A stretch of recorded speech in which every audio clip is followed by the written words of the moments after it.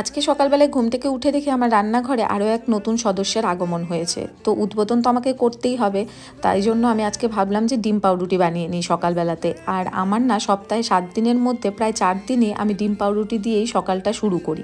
খুব কমই অন্য কিছু আমি বানিয়ে খাই, কারণ ডিম পাউরুটি ওই যে খুব সহজে হয়ে যায় সেই জন্য।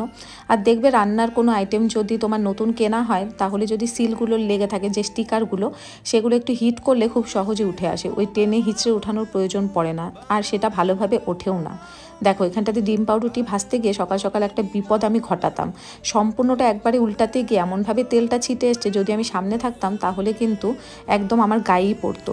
তো এটা করা আমার দরকারই ছিল না, মাঝখান থেকে এইভাবে কেটে আমি একটা একটা করে উল্টাতে পারতাম। কিন্তু ওই যে বুদ্ধির ভুল, কখনো কখনো বিপদ বলে কয়ে আসে না, কথায় আছে না, আজকে একটুর জন্য বেঁচে গেছি। তো আজকে সকালবেলাতে ছিল গরম গরম চা আর এই ব্রেড টোস্ট, এই দিয়ে ব্রেকফাস্ট হলো। তোমরা কে কে পছন্দ করো আমাকে লাইক করে জানিও।